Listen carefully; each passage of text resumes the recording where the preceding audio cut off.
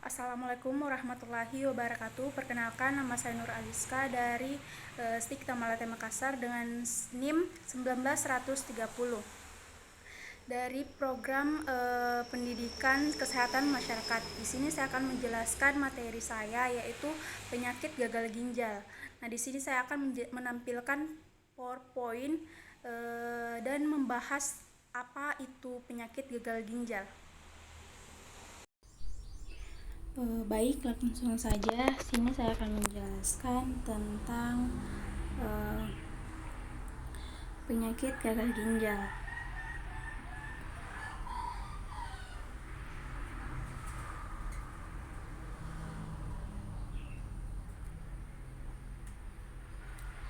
Pengertian gagal ginjal. Gagal ginjal adalah kondisi di mana ginjal kehilangan kemampuannya untuk melihat cairan dan sisa-sisa makanan. Saat kondisi ini terjadi, kadar racun dan cairan berbahaya akan terkumpul di dalam tubuh dan dapat berakibat fatal jika tidak diobati.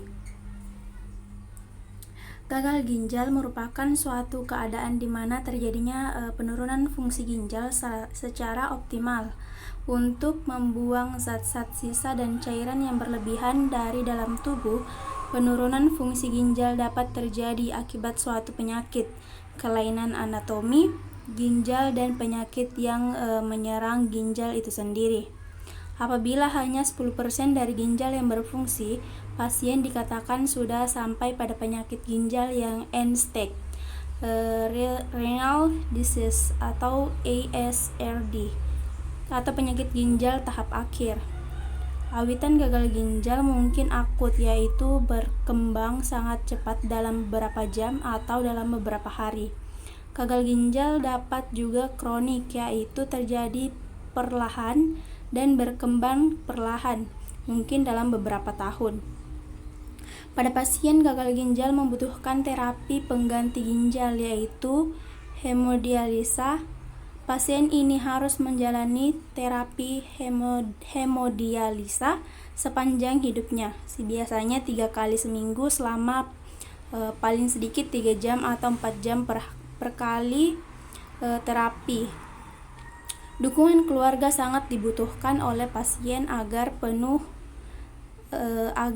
patuh menjalani terapi hemodialisa seumur hidupnya. Dalam menjalani terapi hemodialisa ini, pasien mengalami perubahan-perubahan dalam hidupnya. Banyak reaksi emosional yang dialami pasien yang menjalani hemodialisa dan mengharuskan pasien tersebut bereaksi dan menghadapi masalah yang dialaminya dengan menggunakan coping dan yang ada dalam dirinya. Dalam hal ini, pasien akan merasa sangat segan bila ada dukungan dari keluarga secara emosional, dan pasien akan merasa lega bila ada penyesuaian diri terhadap kondisi sakit mengakibatkan terjadinya perubahan dalam kehidupan pasien.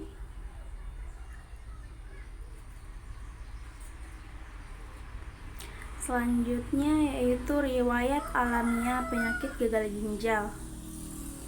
Nah, di sini gagal ginjal terjadi ketika ginjal tidak mampu mengangkut sampah metabolik tubuh atau melakukan fungsi regularnya. Pada derajat awal, PGK belum menimbulkan gejala dan tanda, bahkan hingga laju filtrasi glomerulus sebesar 60%. Pasien masih asimptomatik, namun sudah terjadi peningkatan kadar urea dan kreatinin serum. Kelainan secara klinis dan laboratorium baru terlihat dengan jelas pada derajat 3 dan 4 saat laju filtrasi glomerulus sebesar 30%. Keluhan seperti badan lemah, mual, nafsu makan berkurang, dan penurunan berat badan mulai dirasakan pasien. Pasien mulai merasakan gejala dan tanda uremia yang nyata saat laju filtrasi glomerulus ini. Selanjutnya, klasifikasi.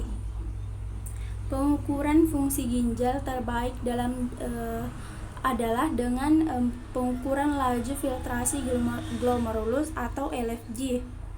Melihat nilai laju filtrasi glomerulus baik secara langsung ataupun melalui perhitungan berdasarkan nilai pengukuran kreatinin, jenis kelamin, dan umur seseorang.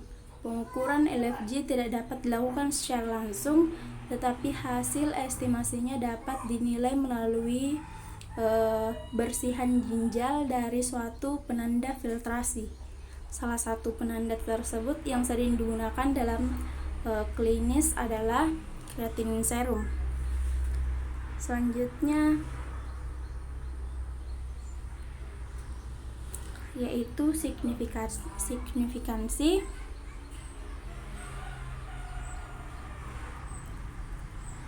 Berikut ini adalah gejala yang bisa muncul ketika fungsi ginjal, yaitu yang pertama sudah turun cukup signifikan, kedua tekanan darah tinggi sulit dikendalikan, yang ketiga hilangnya nafsu makan, yang keempat berat badan menurun, yang kelima gangguan tidur atau insomnia, yang keenam merasa lelah, yang ketujuh buang air kecil lebih sering terutama di malam hari, yang kedelapan terdapat darah atau busa dalam urin, yang kesembilan kulit kering dan gatal yang berkepanjangan, yang 10 sering mengalami kram otot, yang ke-11 mual dan muntah.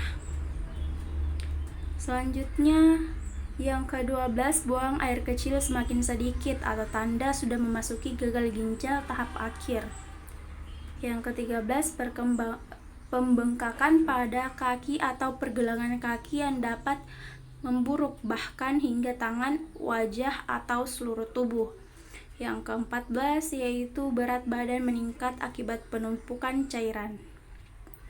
Dan yang terakhir adalah nyeri dada terutama jika ada penumpukan cairan di jaringan jantung dan sesak nafas jika ada penumpukan cairan di paru-paru. Kemudian berikutnya patofisiologi. Patofisiologi penyakit ginjal kronis merupakan kerusakan ginjal yang direpresentasikan oleh penurunan laju filtrasi glomerulus yang berujung pada berbagai komplikasi. Ginjal normal memiliki 1 juta nefron atau unit satuan ginjal yang berpengaruh terhadap laju filtrasi glomerulus.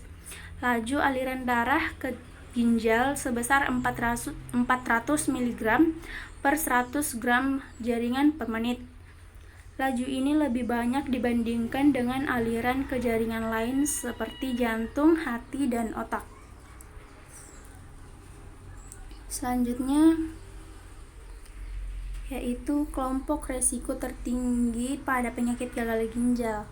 Gagal ginjal pada laki-laki 0,3%, lebih tinggi dibandingkan dengan perempuan 0,2%, sedangkan karakteristik umur prevalensi tertinggi pada kategori usia di atas 75 tahun sebanyak 0,6%, di mana mulai terjadi peningkatan pada usia 35 tahun ke atas. Kemudian selanjutnya distribusi geografis penyakit gagal ginjal. Nah, selama penelitian dikumpulkan 826 sampel terdiri dari 219 sampel daerah dataran tinggi sekitar 70%.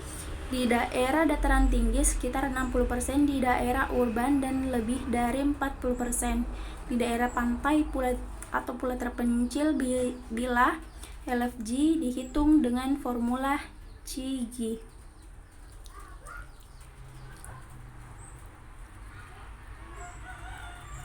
Terus selanjutnya tren waktu penyakit gagal ginjal. Gagal ginjal ditandai dengan kerusakan yang terjadi secara berkelanjutan hingga akhirnya kematian fungsi ginjal.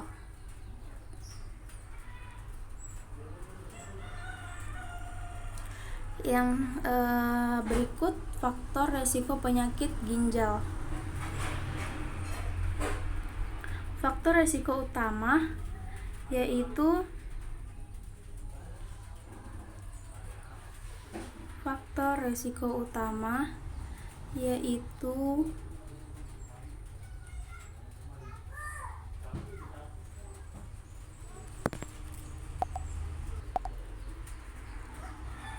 Baiklah, selanjutnya pencegahan dan pengendalian penyakit gagal ginjal. Pada penderita gagal ginjal kronis, upaya pencegahan dan pengendalian agar kondisi ini tidak bertambah yaitu yang pertama, menjaga berat badan ideal. Yang kedua, menghentikan kebiasaan merokok karena rokok dapat memperburuk kondisi ginjal.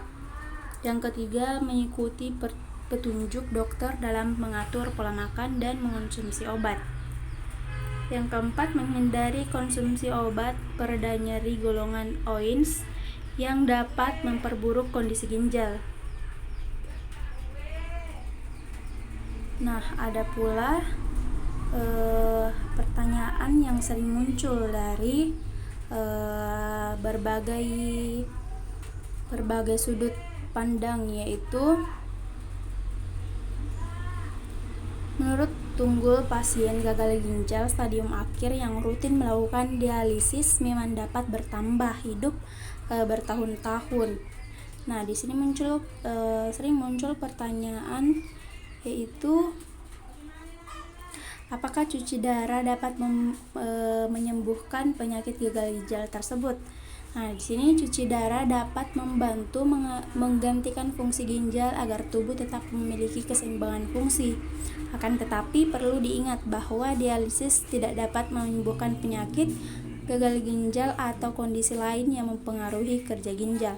Cuci darah akan dihentikan jika ginjal tidak lagi mengalami kerusakan dan sudah bisa bekerja dengan baik. Akan tetapi untuk gagal ginjal kronis, kerusakan pada ginjal sangat jarang bisa disembuhkan sepenuhnya, sehingga penderitanya perlu melakukan cuci darah dalam waktu yang lama, bahkan seumur hidup. Tingkat keparahan orang dengan penyakit ginjal kronis menghentikan hemodialisis adalah terjadi sindrom uremia, yaitu di dalam darah terbentuk toksin atau racun. Jika racun ini sudah terlanjur menumpuk sebelum dilakukan pengobatan lainnya, maka inilah yang bisa menyebabkan kematian pada pasien.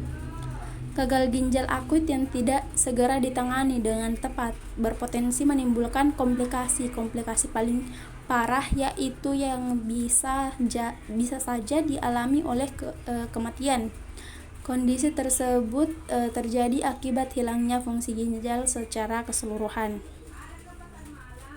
Ada satu metode alternatif selain hemodialisis atau cuci darah dengan menggunakan mesin yang dapat digunakan dalam proses cuci darah. Namanya adalah CAPD atau Continuous Ambulatory Peritoneal Dialysis, atau disebut juga peritoneal dialysis atau CAPD, adalah metode cuci darah yang dilakukan lewat perut. Mungkin itu saja. Kita langsung saja bacakan kesimpulan dari materi saya bawakan ini, yaitu gagal ginjal merupakan suatu keadaan di mana terjadinya penurunan fungsi ginjal secara otomatis atau optimal untuk membuang zat-zat sisa dan cairan yang berlebihan dalam tubuh. Mungkin itu dari saya.